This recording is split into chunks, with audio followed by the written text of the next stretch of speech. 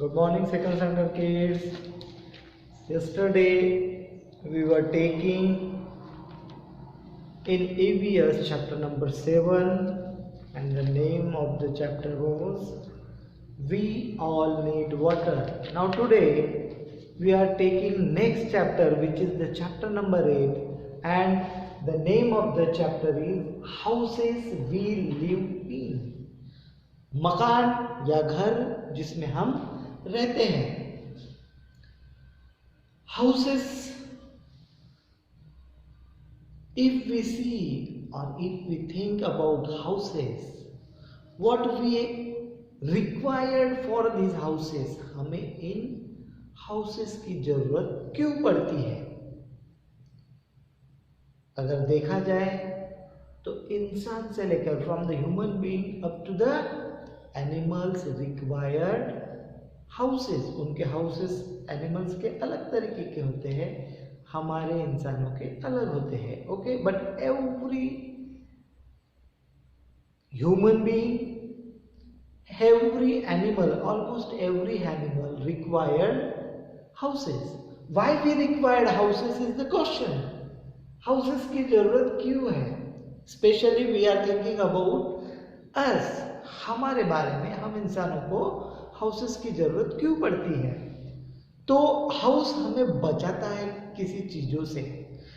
House is protecting us from something.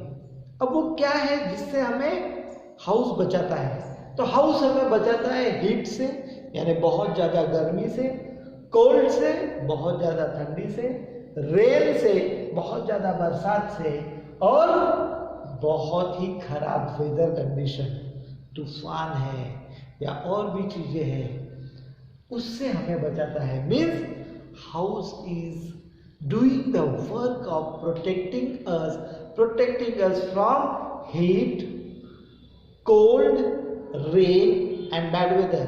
इसके अलावा भी और दूसरी चीजों से हमें हाउस बचाता है. House protect us from wild animals. House हमें जंगली जानवरों से भी बचाता है, क्योंकि जब हम अपने घरों में रहते हैं तब हम सही सलामत रहते हैं और सेफ रहते हैं. उसी तरह से चोर या दूसरे लोग, इनसे भी हमें हाउस में प्रोटेक्शन मिलता है. मीन्स हम दूसरे शब्दों में अगर कहना चाहे तो house is protected us from wild animals, from reptiles, from thieves, and in short from bad mans also.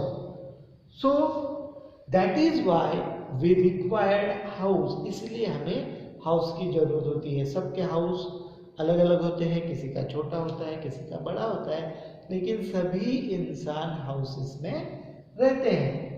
अब बच्चों हमें देखना है कि हाउसेस कितने प्रकार के हैं. How many types of houses we generally having. We having generally 2 types of houses. वो 2 तरीके के हाउसेस कौन से हैं? तो पहला होता है temporary house. Types of house, first is temporary house and second is special houses. Temporary house किसे कहा जाएगा?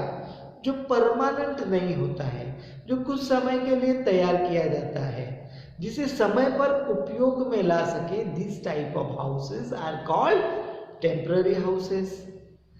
एंड स्पेशल हाउसेस क्या होता है?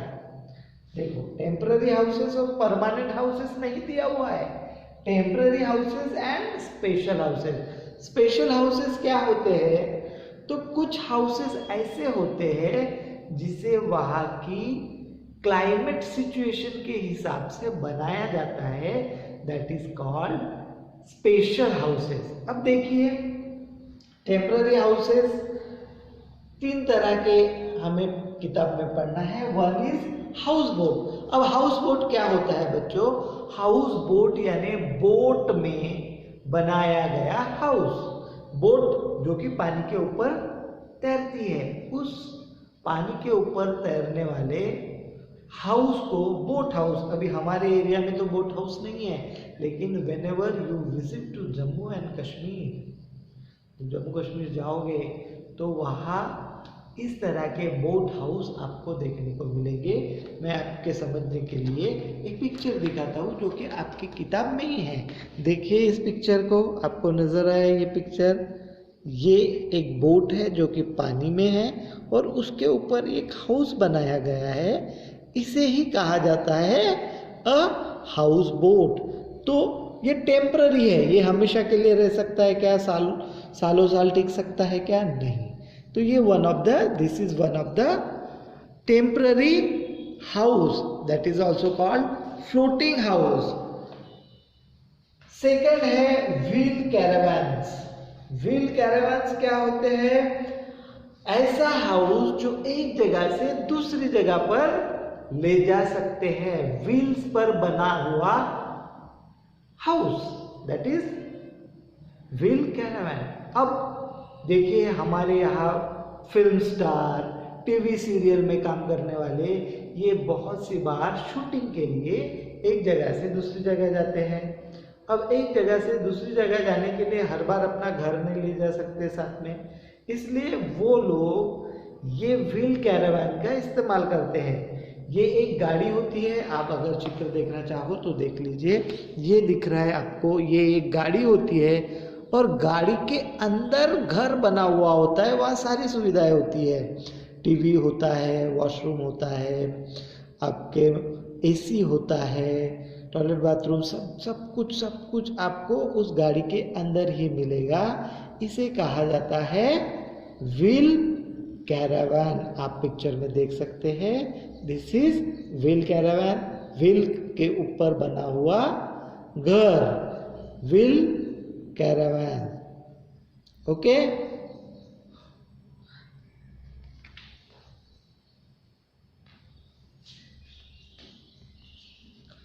उसके बाद third type of temporary house है टेंट। टेंट यानी झोपड़ी जो तुरंत तैयार की जाती है। अब टेंट जो टेम्पररी होती है, देखिए पिक्चर दिख रहा है, ये है टेंट। टेंट टेम्पररी है, ये एक कपड़े जैसे चीज से बनी हुई होती है जिसे हम खोलकर फोल्ड भी कर सकते हैं। We can fold it easily and carry it from one place to another place if we wish, and it is very easy to set up। इसे खोलकर बनाना भी बहुत आसान है। Also such tents are used by mountaineers or military forces or para forces। इस तरह का जो टेंट है वो कभी कभी कैंप लगाने के लिए कैंपेनियर्स भी यूज करते हैं, जंगल में जाके टेंट लगाते हैं और उसमें कुछ दिन बिताते हैं। ये हो गया टेंट। उसके बाद बच्चों देखिए हमें पढ़ना है about special houses. Special houses के बारे में पढ़ते समय when we are going to learn about the special houses, we having here 3 names or 3 categories or 3 types of special houses.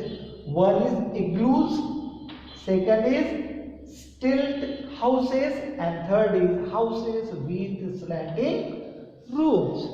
तो हर एक का पिक्चर मैं आपको दिखाता हूँ और उसके बारे में समझाता हूँ, आप समझने की कोशिश करिए। देखिए सबसे पहले आप देखेंगे इग्लू। ये जो नजर आ रहा है इग्लू, इग्लू की खासियत आप देखिए, क्या नजर आ रहा है? इग्लू ऐसे एरिया में बना है जहां चारों तरफ बर्फ ही बर्फ है। The igloo is made in this type of climatical condition that everywhere we found ice. और इसीलिए ऐसी जगहों पर हम घर बनाने के लिए दूसरी सामग्रियां नहीं प्राप्त कर सकते हैं, इसीलिए इस इग्लू को आइस की हेल्प से ही बनाया जाता है। This igloo is made with the help of ice, means house made by snow is called igloo. House made by snow is called igloo. Igloo के बारे में देखिए, स्नो से बना हुआ घर आपको लगता होगा कि ये बहुत ठंडा होगा क्योंकि स्नो से बना है, लेकिन इसकी बनावट ही ऐसी होती है कि इसके अंदर हम गर्मी महसूस करते हैं। इसका दरवाज़ा बहुत छोटा सा होता है, हमें झुक के अंदर जाना पड़ता है, और इसे इस तरह से बनाया जाता है कि बाहर की ठंडी हवा अंदर ना आ सके। And that is why when we enter inside the igloo we feel little bit of warmness. Okay, ये हो गया इग्लू। उसके बाद ये पिक्चर आप देखिए, दिस इज कॉल्ड स्टिल्ट हाउस। दिस इज कॉल्ड स्टिल्ट हाउस। ऐसा घर जो लकड़ियों के बड़े बड़े पहियों पर बना हुआ है, और उस घर में घुसने के लिए हमें सीढ़ी का इस्तेमाल करना पड़ता है। अब ये घर, इस तरह का घर बनाने की ज़रूरत क्यों पड़ती है? Why people make this type of houses, क्यों बनाते हैं? तो क्योंकि जिस एरिया में बहुत ज़्यादा रेन होता है वहाँ फ्लड आता है। फ्लड यानी चारों तरफ पानी भर जाता है। ऐसी जगहों पर अगर हम नीचे घर बनाएंगे तो हमारा घर पानी में डूब सकता है, लेकिन स्टिल्ट हाउस बनाए तो पानी नीचे रहेगा और हमारा घर ऊपर रहेगा। मीन्स हम पानी से बचेंगे, और साथ साथ पानी में रहने वाले जो प्राणी है, सांप है, कभी कभी बिच्छू है, कभी कभी क्रोकोडाइल है, इन सब से भी हम बचते हैं। और इसीलिए ज़्यादा बरसात होने वाली जगह या फिर जहाँ ज़्यादा बहुत फ्लड आता है, फ्लड यानी बाढ़ आती है, ऐसी जगहों पर हमें स्टिल्ट हाउस देखने को मिलते हैं, जो कि ग्राउंड से, ज़मीन से ऊपर बने हुए होते हैं। आप देख सकते हैं। और लास्ट आपको एक पिक्चर दिखाना चाहूँगा।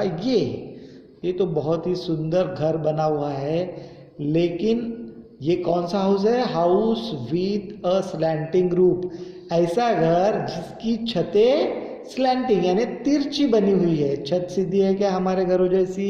स्लैब नहीं है, घसरने वाली छतें जिस घर की है उसे कहा जाता है स्लैंटिंग हाउस। अब स्लैंटिंग हाउस कहाँ बनता है? जहाँ बहुत ज़्यादा रेन होती है, रेन झट से नीचे उतर जाए करके ऐसा बनाया जाता है, या जहाँ बहुत ज़्यादा स्नोफॉल होता है, आइस फॉल होता है, ऐसी जगहों पर इस तरह के घर बनते ताकि स्नो क्विकली नीचे उतर जाए। और इस तरह के घरों को हम स्लैंटिंग रूफ हाउसेस कहा जाता है। और इस तरह के घरों से जल्द से बारिश हो, पानी हो या स्नो हो, जल्दी से नीचे उतर जाता है और हम सुरक्षित रहते हैं, हमारा घर भी सुरक्षित रहता है। और इसीलिए बच्चों, we should look after our house and keep it clean.